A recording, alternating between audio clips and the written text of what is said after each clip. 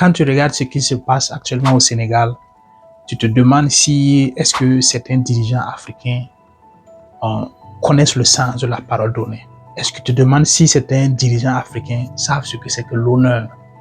Tu te demandes si certains dirigeants africains, avant de prendre certaines décisions, pensent réellement aux conséquences ou bien pensent réellement aux populations. Tu te poses cette question-là.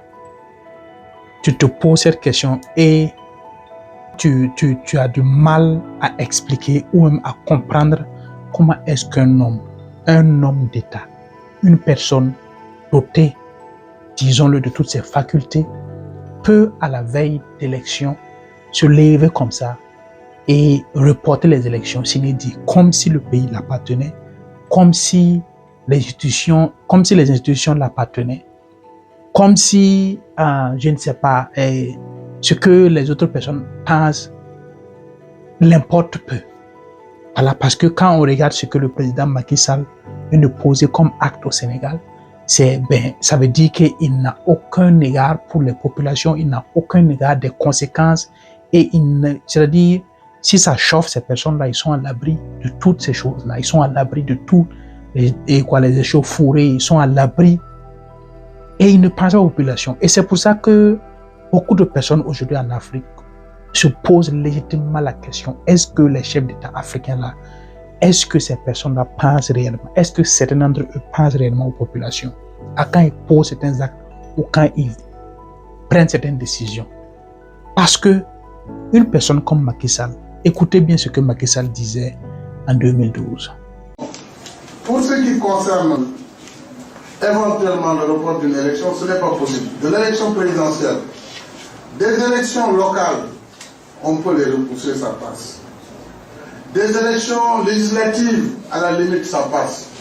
Puisque, bon, c'est toujours des députés, on prolonge. Mais le président de la République ne peut pas prolonger son mandat, c'est impossible.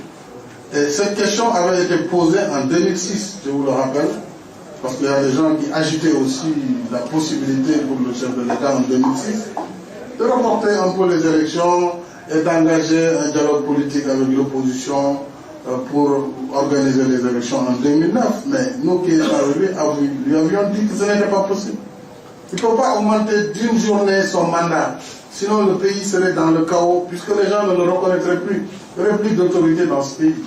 À partir du moment où le président n'est plus reconnu, ben, chacun fera ce qu'il veut. Mais ça, c'est dangereux pour le pays. Donc ça, c'est une fiction. Ceux qui pensent ainsi doivent cesser de rêver. Le président ne peut pas augmenter pour une journée. Sauf si le Sénégal, on ne sait pas, se trouvait dans une guerre très grave. Ça, ce sont des conditions particulières. Et c'est ce que M. Macky Sall disait en 2012. C'est ce que lui, il disait par rapport au président sortant Abdoulaye Wade. Il disait que le monsieur n'a même pas le droit de prolonger ne serait-ce que d'une heure de plus son mandat. Parce que au-delà de son mandat, il ne serait pas reconnu et le Sénégal allait plonger dans le chaos. Aujourd'hui, c'est lui, voilà, 12 ans plus tard, qui fait exactement la même chose. Au moins, Abdoulaye Wade avait eu la décence de ne pas faire ce que lui il a fait. Mais lui, non, il le fait. Et c'est s'inédit. Et il a fallu maintenant qu'on aille, après ce qu'il a dit, aille à l'Assemblée, voter une loi sans l'opposition, voilà, et on lui permette de rester au pouvoir jusqu'en décembre. C'est-à-dire qu'il a prolongé son mandat, techniquement, jusqu'à présent, en tout cas, jusqu'en décembre. Et voilà, ça va passer comme ça. Les gens, il y aura des troubles, bien sûr, les gens vont manifester, les gens risquent de perdre la vie, les gens risquent d'être blessés. Et ça ne les dit absolument rien, comme le dirait l'autre, ça les fout au pôle Nord. Ça ne les dit rien, tant qu'eux, ils sont assis sur leur pouvoir. Et comme Norbert Zongo disait, ces personnes-là, pour chauffer leur café, ils sont en mesure de mettre le pays à feu et à sang. C'est tout ce qu'il est en train de vouloir faire. Juste pour rester au pouvoir, il est à même, ou bien en tout cas pour avoir une même mise sur le pouvoir, même s'il n'est plus au pouvoir, il est à même de laisser le Sénégal être dans des manifestations, des risques qu'il y ait des heures, des risques qu'il y ait même des personnes qui vont perdre la vie. Non, ils ne pensent pas à ça. Parce qu'ils ne subissent pas les conséquences, c'est tout. C'est tout. Et c'est ces personnes-là qu'on dit chefs d'État de la CEDEAO qui prennent des décisions, qui prennent des sanctions contre les pays comme le Niger, le Sénégal et le Burkina Faso. Et on s'étonne que ces pays-là sortent de ces institutions-là qui sont complaisants vis-à-vis des coups d'État institutionnels ou constitutionnels, appelez-le comme vous voulez, et qui disent que non, les militaires n'ont pas le droit de faire des coups d'État.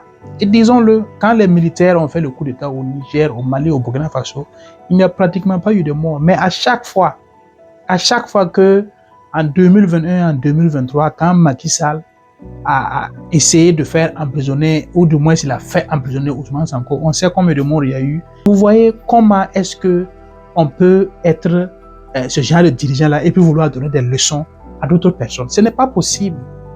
Ce n'est pas du tout possible. Et c'est des gens qui n'ont aucun sens de l'honneur, qui n'ont aucun sens de la parole donnée. C'est-à-dire, ils ne connaissent pas ça.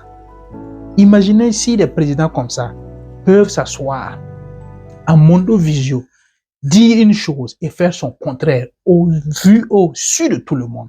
Imaginez ce qu'ils font dans les sombres couloirs. Imaginez ce qu'ils font dans les coulisses. Imaginez ce qu'ils font.